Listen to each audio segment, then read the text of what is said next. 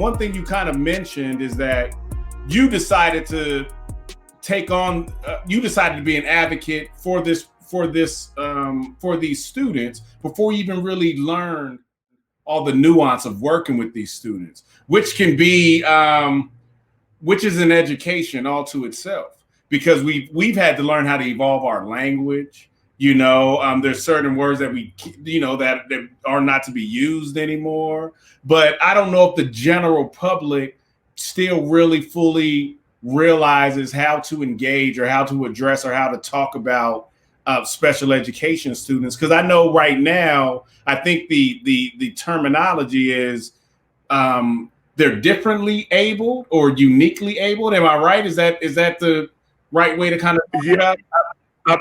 I've heard a lot of differently able out there in schools. A lot you're starting to hear learning differences as opposed to special education. Sometimes you hear exceptional learners. Like you said, language is constantly evolving, and it's something that I respect. Like I know a lot of people have a hard time. They see, oh, why you got to put the pronouns behind your name or whatever. But to me, I always am thinking like, man, it's the bare minimum to like listen to what somebody would like and be as open to it as possible, right? It's the bare minimum to me. So along this journey kind of learning with my students that I've had for these last 20 something years, it's been be able to be open to learning something even when you think you know a lot. Like I've always been a person who was like, I was good at academics, I retained knowledge pretty well and stuff like that. So that has always been a thing for me, like feeling I know everything, things like that. But I think, this job has taught me like, woo, you got a lot to learn, bro, every day, and so that's the kind of, and like kind of said with the examples I gave in the beginning, man, there's been times where it's just like so many times I felt like I put my own stuff onto students and then thought back and said, man, I might have held that student back a little, opposed to spotlighted that student, and so you have that regret. But the thing about being open-minded, as you say, is I'm not going to let it happen again. All you can ask, no one's going to teach perfect lessons or do any job perfectly all the time. I think about, you brought up Michael Jordan. I think about like, LeBron James that won the title again. And it's like 17 years, like the dude, he's always doing it. And he's like, I'm always trying to grow. I'm always trying to learn. And it's like, even if you expect to be one of the best people in your field, you definitely have to be like, no, I got to be striving to be better somehow. Otherwise it's a disservice. And I feel like in our line of work, working with students, and I think for me, particularly working with vulnerable students, I teach in the Maryville area, I teach students with special needs. It's like, they need us to constantly be trying to be better teachers. You know what I'm saying? Like, I feel like I'm a new teacher now because we're teaching online. And obviously that, the older you get, I'm 46, man. And it's just like, whoa, this is not so easy. A lot of the 23-year-old teachers come in and it's in their bag, bro. They're like, they are on it, they know all the apps and all the stuff. But I'm like, if you can't, and I'm going to all these professional developments all the time. It's like, bro, you just won Arizona Teacher of the Year. I was a finalist for the National Teacher Hall of Fame. What are you doing? I'm like, hey, you gotta try your best, man. Because you're dealing with, lives. And so I think, that's kind of the importance of the job too, Oh, and that hit me, man. Like you said, you're dealing with lives. And that's the reason why I started $1 Million Teacher Project, because not only are teachers shaping our future, but we're entrusting you with our kids' life, and I think that as a society, we're like neglectful of that. Because if parents really thought about, like, I'm entrusting my most valuable possession with this person. So if they really thought about that, we would prioritize the teacher being happy, healthy, and whole, because we want a happy, healthy, and whole teacher working with our kid, and I think we forget that. And now we're here with institutions like $1 Million Teacher Project to try to support you by reminding the community, reminding the public of why it's your role is important, but not just leaving it there, but then also carving out pathways for involvement. Because we don't just want it to be on your mind. Now we want you to turn that into action, whether that's volunteering an hour, a week, or that's donating so we can go get school supplies for your kid's teacher, whatever that looks in your life that's meaningful. Just find a meaningful way in your life to contribute and support, because you're doing great work. And so with that, teachers are kind of indoctrinated into this profession a certain way. You're taught, you go to school and you're taught classroom management strategies, and and lesson planning, curriculum development. All of that has been blown up this school year. So I have a question that might be sensitive, or maybe there's a better way I can describe it. But do you feel like a teacher right now? Like, do you feel like, or do you kind of feel lost without your classroom? How is that? Because your school's not, because you're still virtual right now, right? Yeah.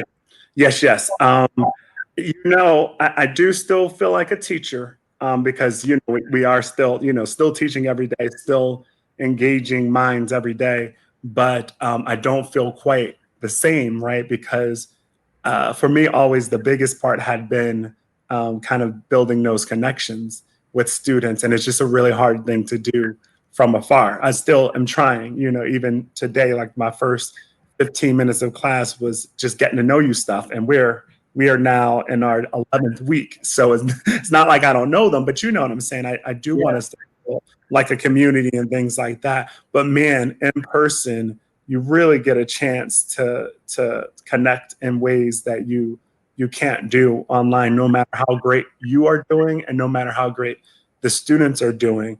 So I feel like a different kind of teacher, but I would prefer to be in the classroom. I don't, and I haven't really talked to a teacher yet. I'm like, oh, I prefer this one. Now I have, though, in saying this, I have talked to several of my colleagues and the paraprofessionals in my class, and even my special ed director, because there's a couple students in my class who are thriving this way that they were not thriving the other way. So, to open up these kinds of avenues of, okay, a lot of people said, oh, after this, everything is going to look different, right? And I think some people in an ominous way and some people in maybe for the good. And that's how I'm thinking of it. It's like, oh, perhaps they will start building more. Like Phoenix Union has one. I teach in the Phoenix Union High School District and Maryville High School. Strong shout out to Maryville. And, we have a school where students can learn online, right? And I think some districts have, but it's just very small right now. And man, after this, like, I think one of the things teachers should be doing is that kind of thing, to say, oof, there's a couple kids in my class that they're really thriving in this online world. What can their education look like when we get back? Because the thing about education, being a special ed teacher, it's clearer to me, I think, than many, but it's just not a one size fit all type gig.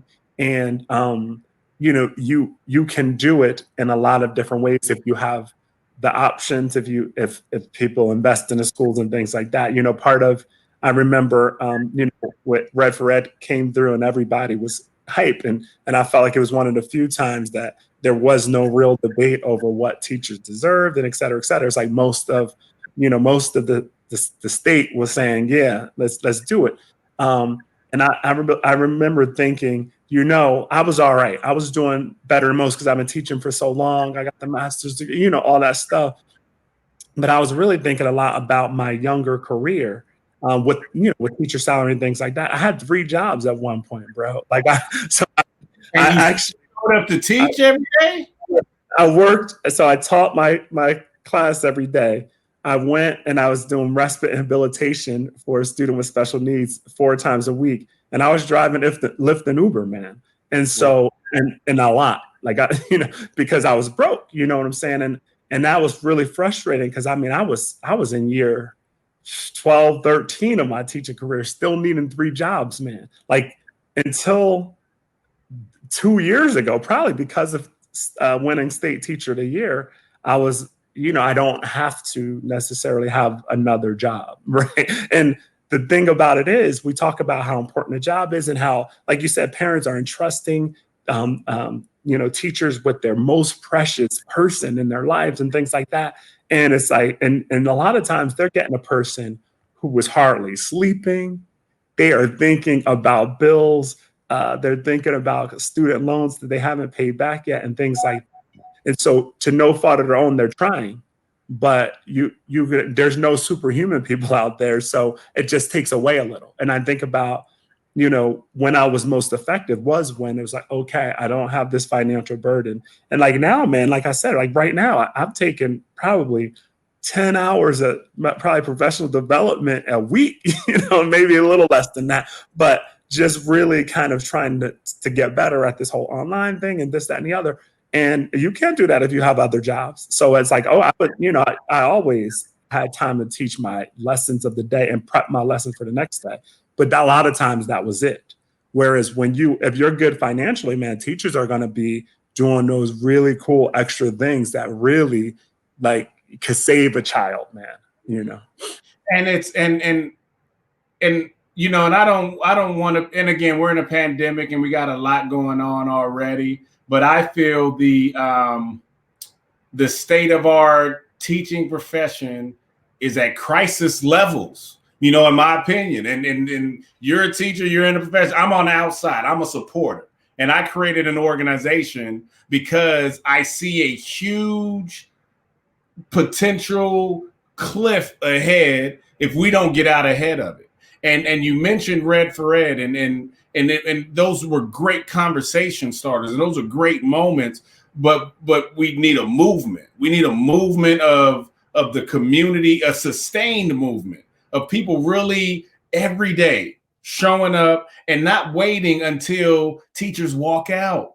Like I started $1 Million Teacher Project a year before Red for Ed happened, and I feel like maybe in some small way we contributed to the ripple effect of that happening. Not that we're telling teachers to walk out of classrooms, because we're not, and we're not the organization to lead a protest, but we understood why it happened. That's exactly why we're sitting here trying to do this work of increasing recognition, driving more support into the classroom, and impacting teacher pay. Because if you, like you said, if you're working 3 jobs and you're still showing up for these kids every day, one, you deserve a Medal of Honor, but 2, how can we really expect our kids to get the most out of you? And so for me, that's a community issue, because you're of service to the community. Your job is bettering the community. It's shaping our future. It's saving lives. And you're a huge part of families. And I know parent engagement is in some schools is great, some other schools it's not. But whether or not you talk to that parent every day, whether or not you see that parent volunteering, or whether or not that parent even acknowledges you and tells you thank you, you are a part of their households. You are a part of their family.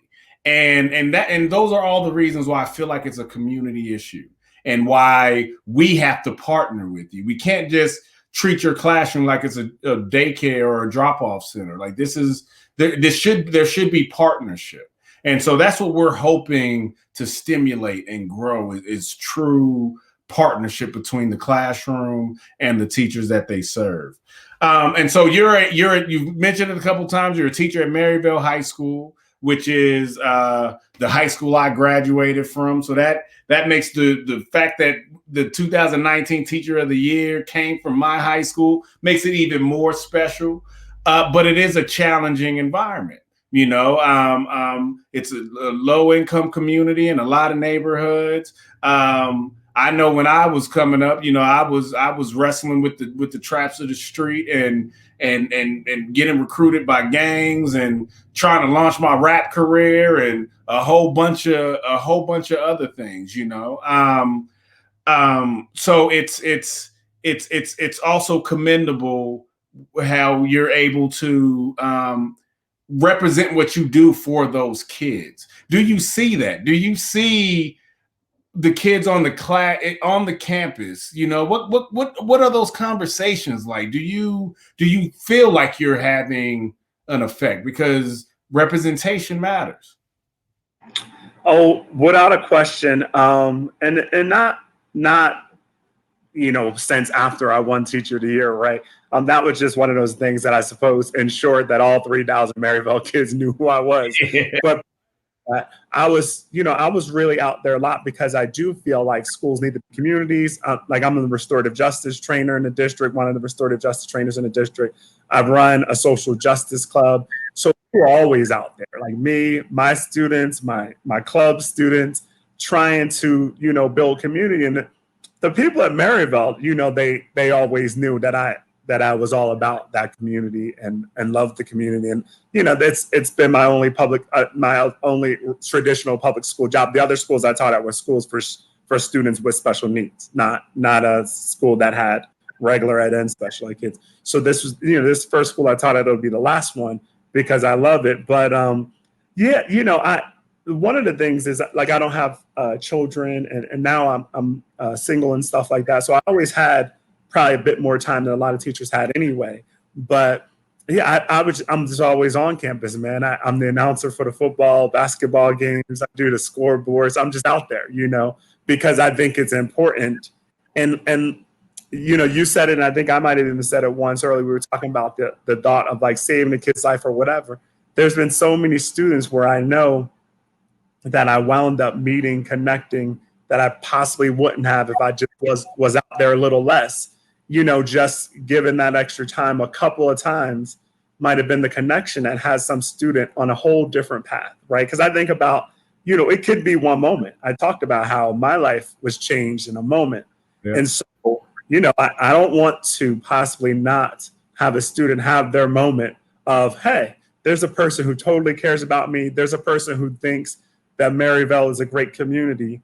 What can I do to be better too? You know, you never know what it is. And then, you know, there's a Black man out there doing it. You know what I'm saying? Which you don't see very often.